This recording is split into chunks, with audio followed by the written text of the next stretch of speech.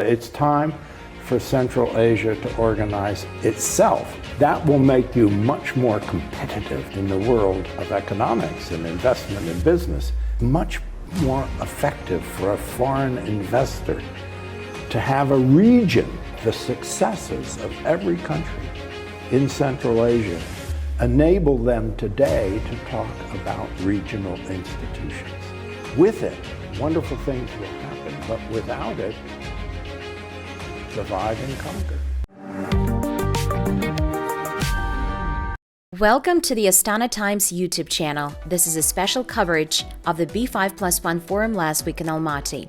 This platform brought together more than 250 business leaders, investors, policymakers, and experts to discuss barriers to doing business in Central Asia and jointly identify potential solutions. It was the first event of its kind, bringing together the 5 Central Asian nations: Kazakhstan, the Kyrgyz Republic, Tajikistan, Turkmenistan, and Uzbekistan, with their counterparts in the United States. It stands as the private sector-led counterpart to the C5+1, the diplomatic platform founded in 2015, emphasizing the importance of regional cooperation and connectivity. In September 2023, leaders from Central Asia and the United States underscored their commitment to establishing B5+1 to accelerate regional cooperation and connectivity and advance efforts to create a more favorable business environment for U.S. private sector trade and investment in Central Asia. The ultimate goal of B5+1 is to encourage trade, investment, and economic integration in Central Asia, positioning the region as a competitive and attractive destination in the global market. Today, we have the pleasure of hearing from Dr. Frederick Starr, a leading American expert and the founding chairman of the Central Asia-Caucasus Institute and Silk Road Studies program. He will share valuable insights on the relations within Central Asia and beyond, the growing strategic importance of the region, and his vision on the future of cooperation within the region.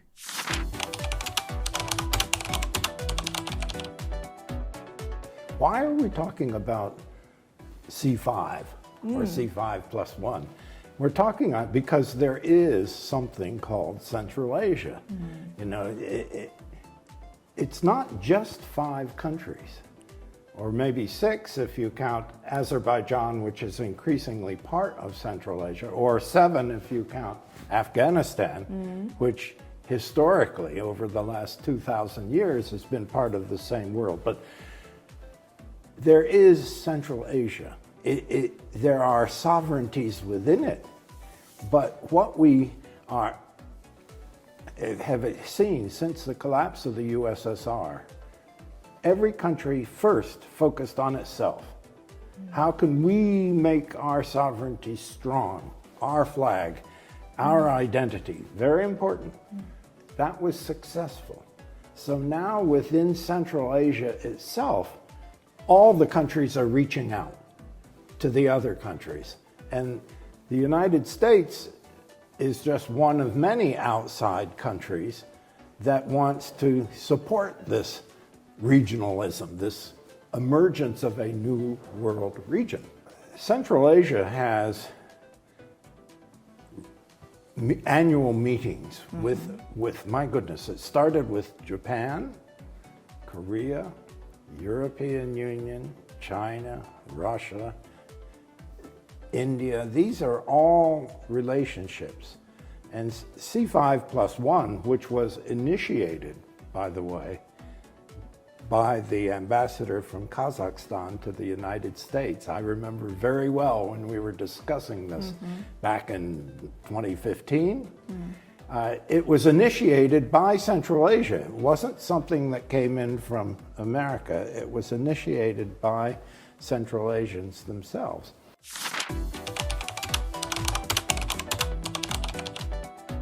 We want to talk about C5+1 and B5+1, the business dimension of it. But at the same time, we want to talk about Central Asia's own institutions without any outside powers. That's interesting. That's the frontier today. It started with do you remember now, a long time ago, after the collapse of the USSR, the Central Asian presidents agreed to make it a nuclear-free zone. But this meant they actually operated as a team. No one was in charge. They were together as a team. That was their first, and then in the 1990s, this is extremely important and nothing's written about this. There was the Central Asia Economic Union. 1990s, after the collapse of the Soviet Union. After the collapse of this is very important. It shows that Central Asians themselves recognize we are a world region. And that's the most important thing. The problem today is that you have all these external links. You have annual presidents meet with Japan, Korea, China, Russia, the European Union, United States. That's all good. But there are not enough purely Central Asian organizations. In business, there's no Central Asia Chamber of Commerce. There should be. Yes, that's a good point. There isn't. But when they tried to come together a few years ago, it didn't work. Everyone was too much concerned with themselves. Now, I think if this were to be proposed for a Central Asia Chamber of Commerce with 5 countries or add Azerbaijan, I think it would be a big success. And the United States, other countries, friendly countries, would work with that. Think of it this way. You're a business leader from anywhere, Singapore, South America, United States. Do you want to come to Central Asia and deal with Kazakhstan with 20 million people? Or do you want to add 40 million from Uzbekistan, 10 million from Kyrgyzstan, 10 million from Tajikistan, and so on and so on? In other words, it's much more effective for a foreign investor to have a region. And so now you have separate laws, separate visas, you know, separate tax systems. Borders are very complicated. Very much. These are like a brake on Central Asia's economic development. And B5+1 is committed to strengthening the regional dimension, not diminishing national sovereignty, but a kind of second story. Sovereignty, and then on top of strong sovereignties, you build a regional sovereignty.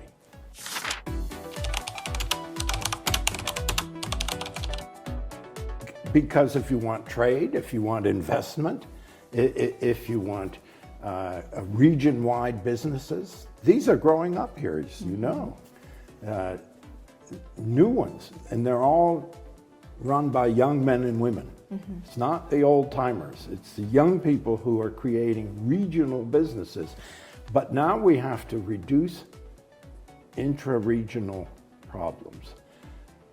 We have to have common visa for business and tourism. Common visa, single visa.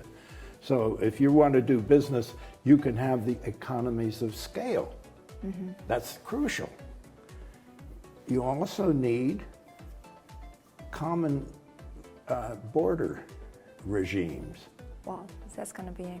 No, it's doable. Not difficult? There are many models of this around the world. And look, 10 years ago, the borders were closed. If you were in Tashkent 10 years ago, there were no foreign license plates. You go to Tashkent today, there are foreign license plates everywhere. The same in Almaty. It's always been very international because you have Kyrgyzstan and so on. But I think this is the future. This is where things are moving. And B5+1, which the United States supports strongly, is one part of this development. But the most important part is what you Central Asians yourselves develop. Do you realize that every world region, we're thinking Southeast Asia, we're thinking the islands of the Pacific, the Caribbean, South America, Middle East, Europe, Scandinavia, they all have their regional organizations. The only world region without a strong, functioning regional institution is Central Asia. Yeah, fall And behind. that you were trying to develop the economy without any regional structures. It's like driving with the handbrake on. You can't do it. You have to have your own regional structures without outsiders. It's nice that the United States, I'm proud as an American, that we're supporting this project. And I'm glad the Europeans are. I'm glad the Chinese, I'm glad the Indians, I'm glad the Middle Easterners are doing. However, it's best if you have your own institutions that you yourself control completely.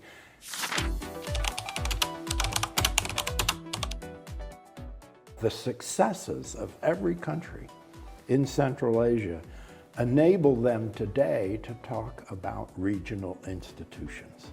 This is the second story of sovereignty. And with it, wonderful things will happen, but without it, divide and conquer. So that's the choice. And only Central Asians can create Central Asian institutions. I think you should start with a regional chamber of commerce, business, B5. I think you should start there and then go out into every area, sports, culture, you know, law, medicine, women's affairs, men's affairs, everything. Yep.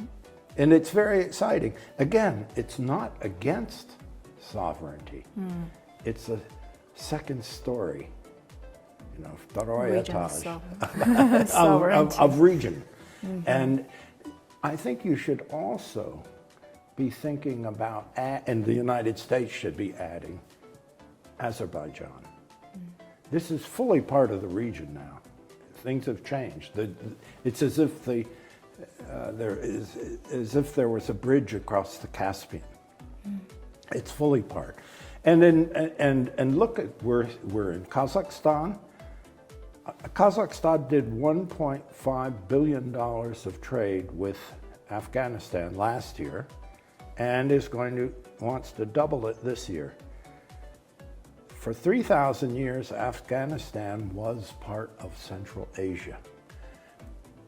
In the future, not this week, not this year, maybe not this decade, in the future, I'm absolutely sure that both Azerbaijan and Afghanistan will be fully part of Central Asia. And that will make this a very significant economic, cultural, political, everything bloc.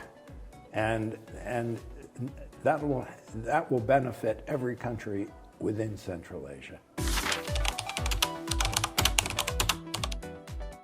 And it was only created in 2015, I think was, or 2016. And then the B part, focus on business and investment. This is very new, and it's very important for many reasons. One, it focuses on the most important integrative force, economics. Also, it's important because people in Central Asia have many, even younger business people, have the mistaken view that governments decide where to invest. And when they look at the United States, they ask, well, why doesn't the State Department tell the American investors invest in Central Asia? That's not their job. The government, that's not government business. And the B5+1, one of its major objectives should be to communicate to Central Asians how to deal efficiently with American businesses.